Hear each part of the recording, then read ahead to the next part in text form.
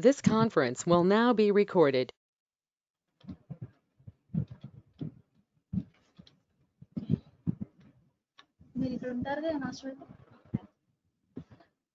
So, good afternoon, students. Had your lunch? And now the topic is safe motherhood. I know this is one of the dry topic and boring topic. I'll try to make it simple and quick. Okay. So, what you know about safe motherhood? One of you answer me. What are the events covered under this safe motherhood? Fine. I'll move on.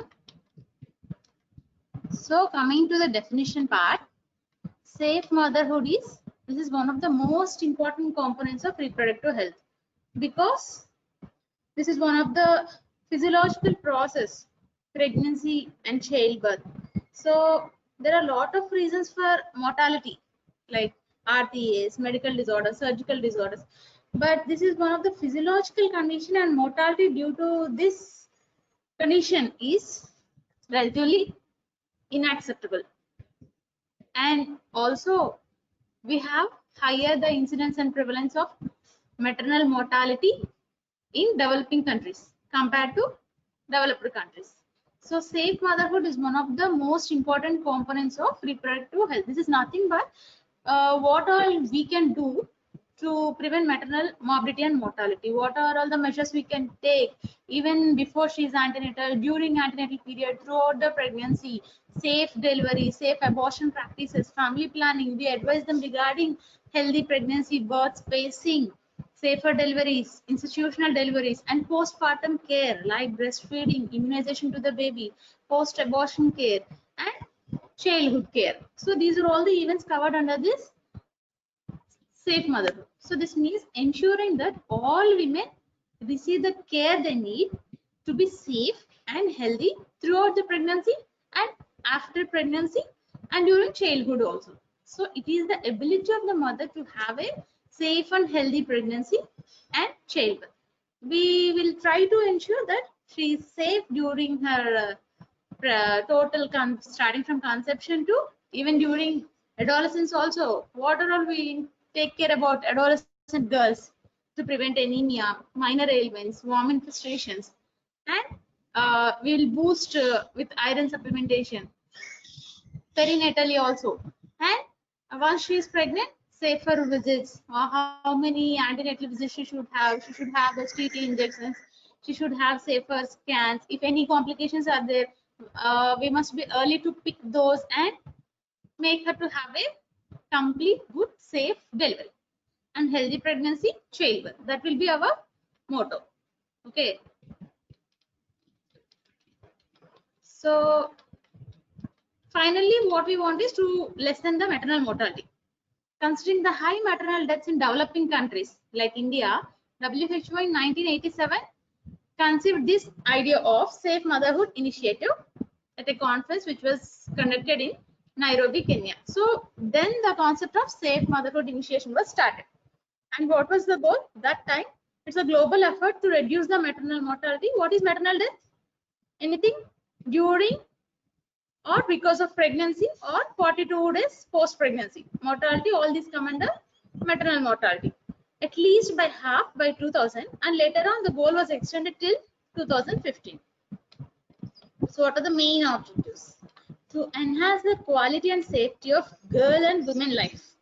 So she should have proper access to healthcare. She should have proper access to education, healthcare facilities, and proper nutrition with the help of our Anganwadi workers, ANMs and all. So good quality and safety even starting from adolescence, girls to women life, through adoption of a combination of some health strategies and non-health strategies. Health strategies include all our medical care facilities and all. Non-health strategies include different schemes by the governments. So overall development of the girl and women health and well-being, that will be the main objective, and to improve the quality and increase the access to family planning and maternal care. So most of the tribal areas and all, they don't have that idea about this family planning and birth spacing. So more and more frequent pregnancies, she will be anemic, she will be having cardiac failure, maybe So grand multiparous, nowadays we are not seeing this grand multiparous. So better improve the family planning, awareness about the family planning and contraceptive methods, and maternal health care services. And next, educate the couples to ensure that they have a best chance for wanted and safe pregnancy. Compared to unplanned and unsafe pregnancy, safer pregnancy will have a better outcome. So you have to ensure the couple and educate them. You have these many options, you have better chances, and you can give about the reproductive health knowledge to them, and to promote improvement of the systems for monitoring maternal and newborn. So how can we do? Starting from PHCs, Anganwadi workers, ANMs, ASHA workers, all these, they go to doorstep of the patients also, and to monitor about their health conditions, and to improve the vaccination about the newborn babies, and to promote and implement evidence-based integrated cost-effective reproductive health.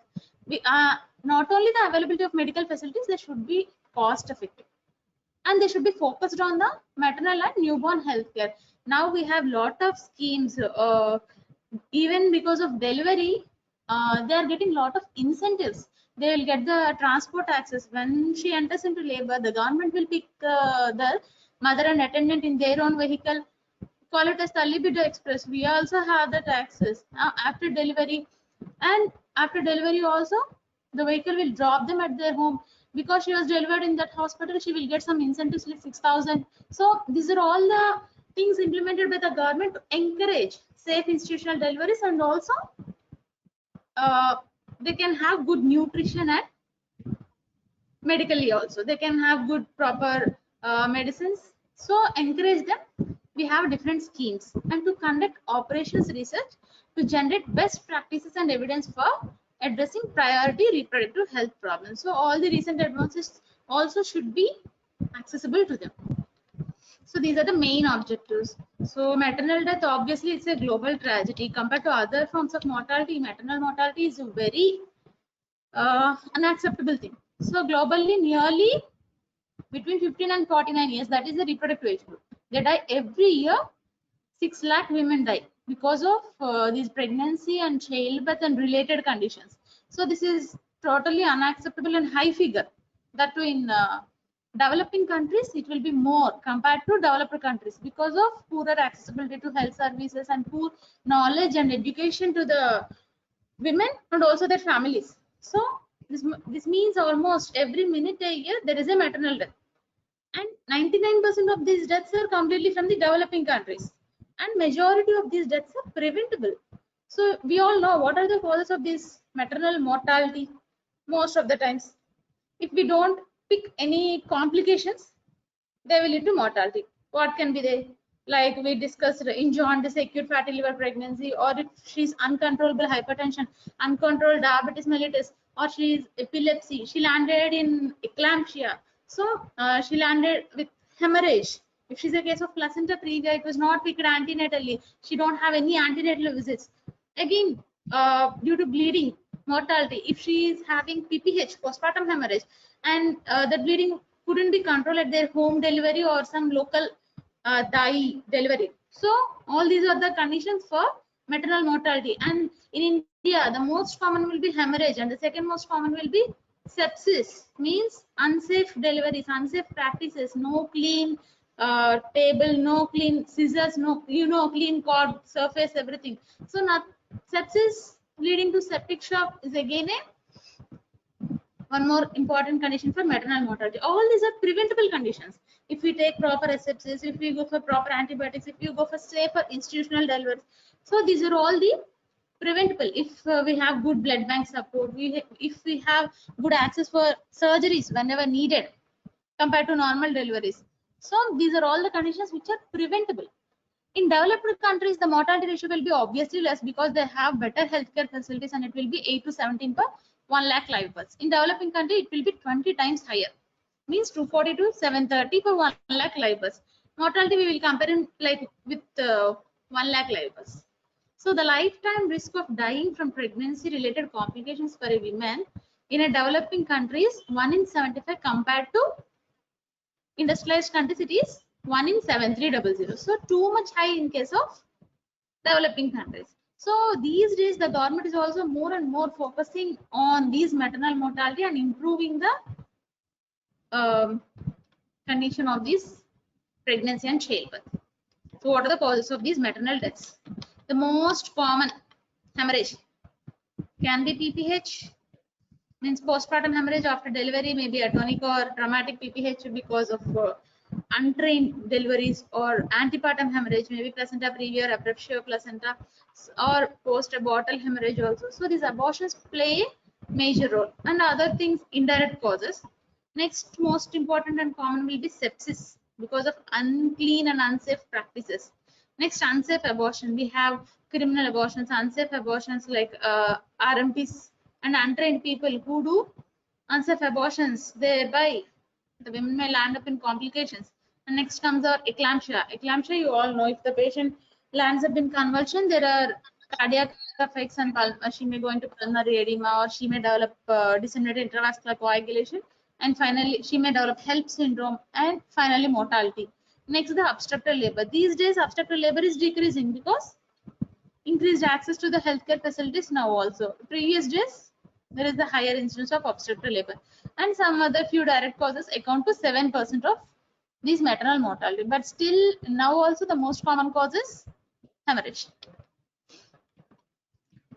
So the factors for high maternal deaths, the most important maternal deaths mostly we will see in low socioeconomic status only. So low social status, girls and women, gender inequality is majorly seen in that low socioeconomic status condition. This is the fundamental determinant. So because they have limited access to economic resources, no money, so limited economic resource, less opportunity for even the basic education. Once she is educated only, she will know what she need, what are the nutrients, vitamin A supplementation, D supplementation, all these will be knowing once she is educated only.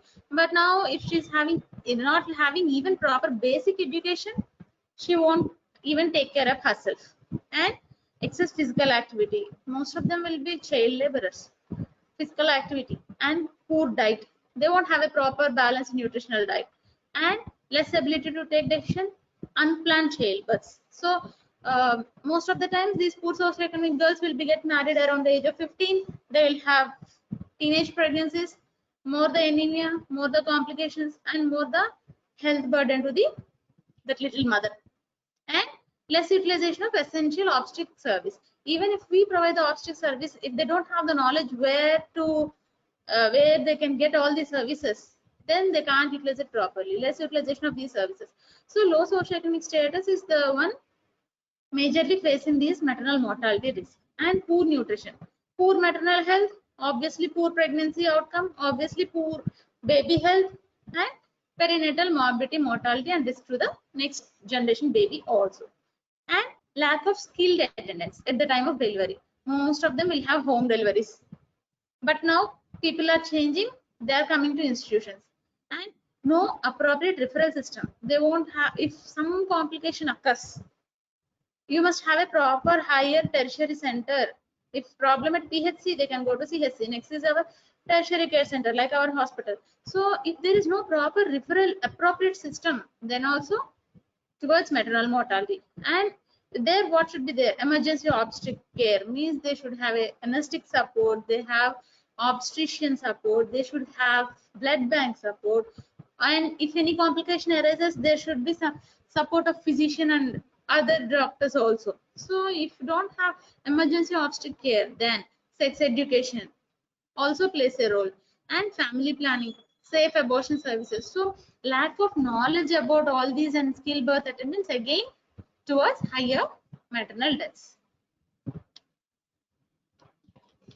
So Safe Motherhood Initiative, it's a global effort, and it is designed to operate through partners. So it is divided into government agencies, non-government agencies, and other group and individuals. There will be some organizations, NGOs like that, which help in this Safe Motherhood initiative, and it aims to improve overall. Anyone's initiative is to improve women health through social, community, and economic interventions to improve their health condition by giving free medications, sharing knowledge with the help of counseling, and helping them economically.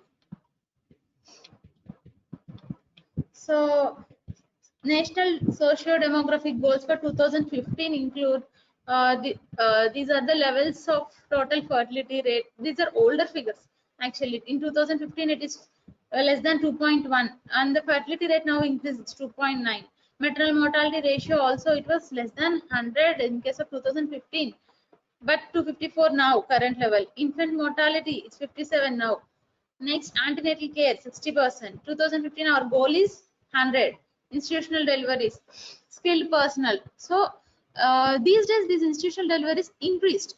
People are having knowledge because of these ASHA workers and all. Each ASHA worker is attached to some like 30 antenatal women. The whole antenatal women in the village should be attached to ASHA worker. So they will go each home and search for the antenatal, and they will calculate how many antenatal women there, what is the gestation, what is the care being taken. And these ASHA workers also have incentives. So because of their incentives and their salaries also, they will show interest for all these things. So Millennium Development, we all know about Millennium Development Goals. So these MDGs 4 and 5 are concerned with maternal, newborn and child health care. So what are all the reduction of maternal mortality ratio by 75% and expected annual decline in the maternal mortality ratio 5.5%. Reduction in the infant mortality below 30 per thousand live birth by the year 2015, and 90% of the all births should be assisted by skilled attendants. Access for all who need reproductive health services, and other goals include gender equality, reduction of poverty, education of girls and women. So when you happen to write about this safe motherhood, you have to write about that definition, next the common causes, and you have to include these Millennium Development Goals also. Next, so to improve maternal mortality in India, all the states have been categorized into groups. What all the states we have? They're categorized into 3 groups. First one is empowered action groups. It includes Bihar, Jharkhand, MP, Madhya Pradesh, Chhattisgarh, Orissa, Rajasthan, UP, Assam, Uttarakhand. And southern states include Andhra Pradesh, Kerala, Karnataka, Tamil Nadu, and remaining states come under Group C. So maternal mortality has decreased in 2007 to 2019. It's 212. So 2010 to 12 it is 170. It is decreasing. So the probability of dying of a woman in her reproductive age 15 to 49 years due to cause in pregnancy, childbirth, or within 6 weeks means puerperium of childbirth, all these come under lifetime risk. Presently in India it is 0.4%. Okay. So for safe motherhood we have 6 pillars. First one is family planning. Next is antenatal care. Okay. Next obstetric care. Then after delivery postnatal care or post-abortion care. Next HIV or STD control. And how will you achieve this? With the help of communication for behavior change, primary health care, and equity and education for women. So family planning. Information and services to plan the timing, number, and the spacing of pregnancies. So spacing is very important. So 2 closer pregnancies means the mother won't be able to rejuvenate properly, and also the nourishment of the next coming baby. If it is a cesarean section, closer pregnancy is again not advisable. Okay, so you can counsel them regarding the timing, the ideal age of having pregnancy, the ideal spacing, and the number of pregnancies. How will they know? When we counsel and approach them, then they'll have that idea. Next is antenatal care. So once she is pregnant, what care we will do? We will give routine antenatal care. Along with it, we have to counsel regarding the diet, nutrition, requirements to the mother and baby, and you have to early detect and treat if there are any complications. So to pick those complications, she must have proper antenatal visits. Next, obstetric care. Proper knowledge and equipment to birth attendants and ensure emergency care for high-risk pregnancy. So a well-equipped hospital should be there, and well-trained birth attendant should be there to deliver her.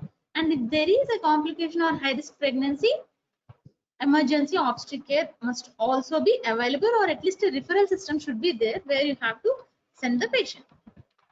Otherwise, we have to lose the patient. And next, after delivery, postnatal care. It is for both mother and the baby. So for the mother, she has to recover from all those labor pain and all. You encourage her for nutrition, encourage the proper breastfeeding to the baby, and lactation assistance and family planning services. So you can advise regarding the temporary and permanent methods of contraception. And management of puerperium also, it has a lot of complications. So regarding breastfeeding or subinvolution, there are a lot of complications in puerperium. So to deal with those also, you can help the mother. And for the baby, what can you do? You can pick the neonatal jaundice, proper neonatal care, observation by pediatrician, and proper vaccination. Post-abortion care. So management of complications and family planning consultation. Illegal abortions. Illegal abortions, again, unsafe.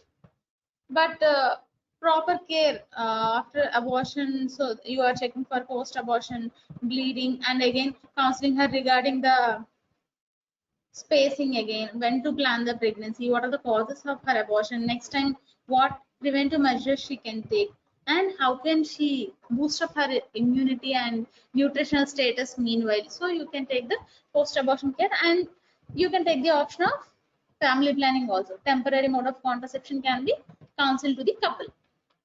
And next, our STD and HIV control. So these are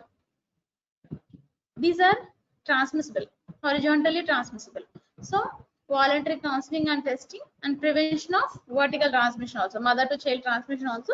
So you encourage them testing and counseling for these HIV and sexually transmitted diseases. So RCH interventions for safe motherhood include antenatal care, intranatal care, and essential newborn care. Antenatally, what can we do? Early registration of pregnancy by in the first trimester itself, 12 to 14 weeks, even earlier, and a minimum of 4 antenatal visits by WHO. Means Government of India, minimum 3 visits. First at 16 weeks, second at 24 to 28 weeks, third at 32 weeks. These are, and fourth at 36 weeks should be carried, and these are minimum at least. But ideally, it should be more. Okay, every month starting from the pregnancy, and every 2 weeks after 28 weeks, and every week after 36 weeks ideally. But in remote areas and poorly developed areas, the at least minimum antenatal visits will be 4. Okay, and the risk approach to identify high risk pregnancies and labor or puerperium. So any complication or high risk you suspect, you have to strengthen the referral system also. So you should have a proper referral system where you should have proper ambulance service also, where you have to refer the high risk case, and routine immunization with TT, tetanus toxoid, and supplementary iron folic acid therapy daily for at least 100 days after the first trimester. Means daily you will take iron, folic acid supplementation, and calcium supplementation also. This is all about the antenatal care. And what about intranatal care? So institutional delivery in 80% of the cases, and 100% deliveries only by skilled persons who were trained, and should be having clean hands, clean perineal area after vaginal toileting, and clean umbilical area must be. So asepsis should be maintained. And postnatal care, support to restore the health of mother and care of newborn, family planning services to prevent unplanned pregnancy, safe abortion services, and breastfeeding, and exclusive breastfeeding for the initial 6 months to the baby, because to boost up the immunity, antibodies and all will be available in the breast milk itself. And essential newborn care, clean delivery, basic resuscitation of the baby, prevention of hypothermia. After delivery, what they will do? They will wrap the baby, clean the baby, dry the baby, and wrap in a warm towel. So why? Because to prevent hypothermia, they will apply cap also to the baby, because for antenatal fontanella there will be again loss of heat. So to prevent hypothermia, baby should be well wrapped. And prevention of infections. Breastfeeding early should be started early, and should be exclusive compared to mixed feeds and top up feeds. And 10 baby friendly hospital initiatives. And if the baby is sick or not good, then you should have a proper referral NICU setup also for the sick baby. So Women Health Millennium Development Goal beyond 2015, there is good progress has been made in achieving Millennium Development Goals MDG 4 and 5 to reduce both child and maternal mortality. But globally, it has decreased from 400 to 210 per 1 lakh live births between over a period of 20 years, 1990 to 2010. However, the progress was not that expected, fell short in case like South Asia and Sub-Saharan Africa. So only 16 countries achieved those goals, remaining are a bit beyond. So the post 2015 agenda seeks to integrate economic development. So poverty should be reduced and sustainable development goals, ensuring universal health coverage and access. So beyond these actions, good governance must also incorporate human rights, accountability, participation, ownership. So like we discussed, not only government, other organizations also should take part. And finally, poverty takes the major role to remove the poverty by providing them education and knowledge, better services available, then only economic support, these goals can be achieved. So post 2015 sustainable agenda need to consider all these issues in the international platform to achieve improved health for every woman and every child. Okay, എന്തായാലും ചെയ്താവാം. done.